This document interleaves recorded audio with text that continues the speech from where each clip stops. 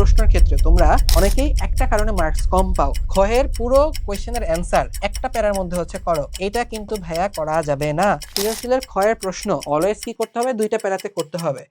মাথায় রাখবা যে ক্ষয়ের প্রশ্নের ক্ষেত্রে তোমরা অনেকেই একটা কারণে মার্কস কম পাও। সেই একটা কারণ কি বলো তো দেখি ভাই? সেই একটা কারণ হলো যে তোমরা ক্ষয়ের পুরো কোয়েশ্চেনের অ্যান্সার একটা প্যারার মধ্যে হচ্ছে করো। এটা কিন্তু ভাইয়া করা যাবে না। ঠিক আছে? মাথায় রাখবা যে সৃজনশীলের ক্ষয়ের প্রশ্ন অলওয়েজ কি করতে হবে? ২ টা প্যারাতে করতে হবে। যে ফার্স্ট এ আমার এখানে কি করতে হবে? যে একটা জ্ঞানমূলক রাখা লাগবে। তারপর একটু গ্যাপ দিয়ে আরেকটা প্যারা করে ওইখানে আমার অনুধাবনটা হচ্ছে লিখতে হবে। ওইখানে অনুধাবনটা এখানে হচ্ছে লিখতে হবে। তো তোমার মাথায় হইতেছে ভালো যেই লাইনটারে মনে হবে একটা ভালো জ্ঞানমূলক। তো তুমি হচ্ছে ওইটারে এভাবে হচ্ছে লিখে দিবা।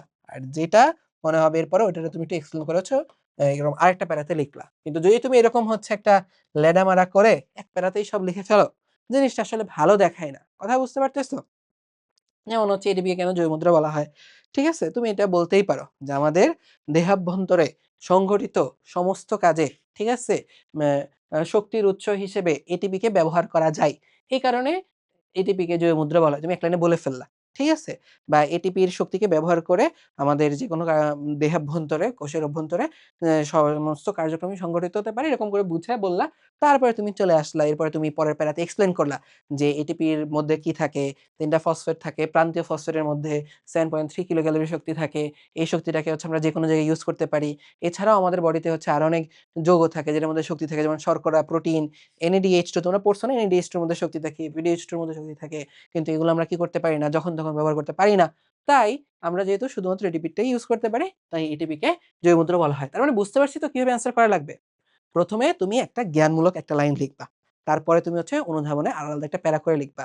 সেইম কথা কিন্তু বললাম তোমাদের গ, ঘ এর ক্ষেত্রেও জ্ঞানমূলক তোমাকে আইডেন্টিফাই করে লিখতে হবে। তারপরে তুমি ছবি আঁকো, বর্ণনা দাও, যা ইচ্ছা করো। প্যারা হইতেছে তোমরা মেক্সিমামই এই কাজটা করো না। জ্ঞানমূলকটা সুন্দর করে গোছাও না। ফার্স্ট লাইনটা সুন্দর করে গোছাও না। তোমার ফার্স্ট লাইন যদি ভাইয়া সুন্দর করে না গোছানো হয়, তোমার পরের লাইন তো হচ্ছে টিচার কেন দেখতে যাবে? ফার্স্ট লাইন মানে কিন্তু আবার এরকম না যে উদ্দীপকের গুরুত্ব অপরিসীম। ঠিক আছে?